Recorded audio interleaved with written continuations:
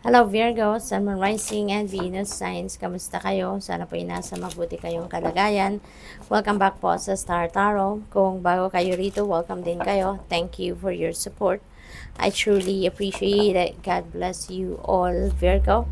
Po naman sa ninyo, Queen of Swords. Ayan. So, siguro dito, you are dealing with an authority, Parang yun ang napipick up ko rito na baka siya yung may otoridad over you or baka kayo ito, no? Baka kayo yung nasa position of authority at maaaring meron kayong mga tauhan, meron kayong mga taong dinadirect ninyo, yung ganon, no?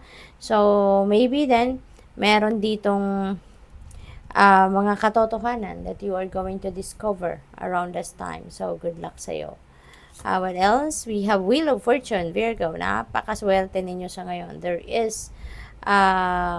is good luck and good fortune on your side sa ngayon. Kaya napakaganda, napakaswerte. Magiging matagumpay kayo ngayon sa mga bagay-bagay na inaasikaso ninyo, kung ano man ang mga ginagawa ninyo, ano man yung mga dinideal with ninyo na mga sitwasyon sa ngayon, you are very successful or you are going to be successful, no? So this is good karma as well coming your way. Kaya kung ano yung pinut out ninyo into the universe na mga magagandang deeds, good deeds, kind deeds, no, in the past, that is coming back towards you sa ngayon. So, marami, no, ang mga movement sa buhay ninyo sa ngayon. Maraming magagandang pangyayari, positibong kaganapan ang magaganap sa buhay ninyo. So, we have Six of Swords. Ayan. So, napakaganda nito kasi you are moving towards a place of calm, no?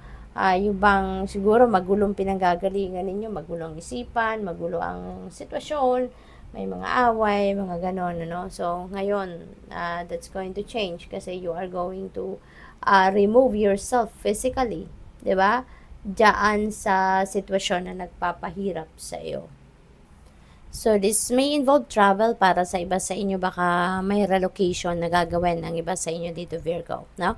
Baka maglilipat bayan kayo, maglilipat ng country, maybe magbabiyahe kayo sa ibang lugar, yung mga ganon. So, maybe you are seeking for new environment talaga para mas mabilis kayong makapag-move on, no? Sa buhay. So, good luck sa'yo. What else? We have the star. Wow, napakaganda nito na star energy. There is a new beginning energy rito na naghihintay sa inyo sa star.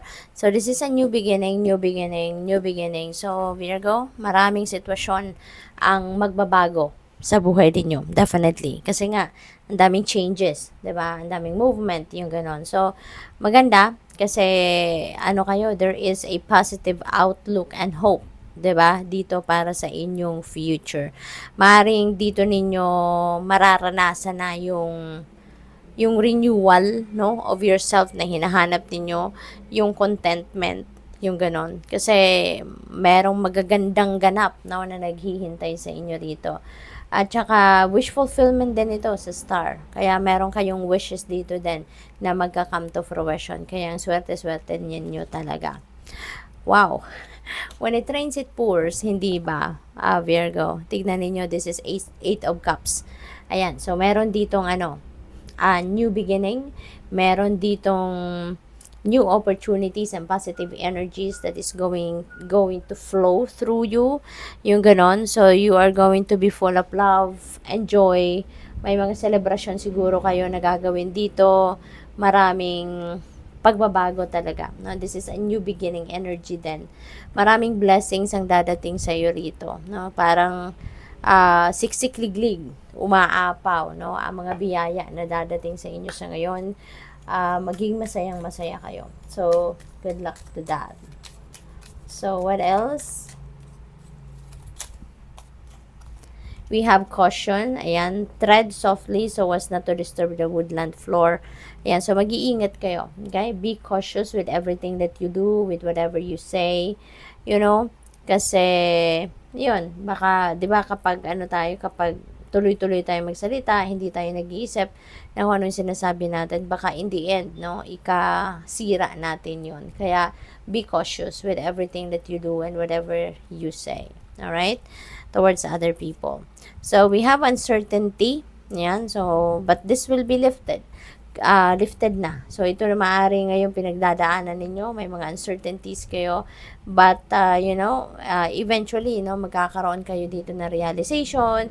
Makakapag-isip kayo ng mabuti, ng maayos, and you will be able to figure out what is the best thing to do. No? At kaya finally, 'di ba, magiging maayos din ang lahat sa buhay ninyo. Makakapag-isip din kayo ng mabuti, ng maayos, maliliwanagan kayo kung ano yung best na dapat ninyong gawin, no, to fix everything or para maging matagumpay na kayo sa mga difficulty na pinagdadaanan ninyo sa ngayon. There is adventure. Ayan. So, siguro yung travel na to related din sa adventure. Baka magbabiyahe kayo sa ibang lugar. You're ready to explore new places, new things, no? Yung mga ganon. Kaya mag-iingat din po kayo. Okay? What else? We have friends. The most unlikely friendships can form.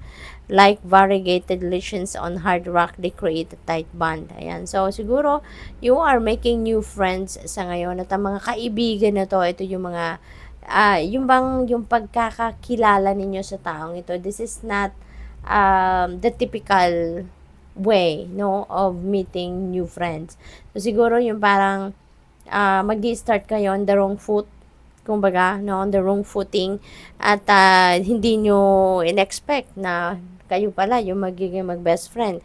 Kayo pala yung talagang magdadamayan, 'di ba? Yung ganoon. So, pwedeng ganoon ang ganap dito, no, na magsisimula kayo makakilala ng isang tao, nagbanggaan lang kayo, nagkasagutan, nagkairapan, no, maaaring ganoon.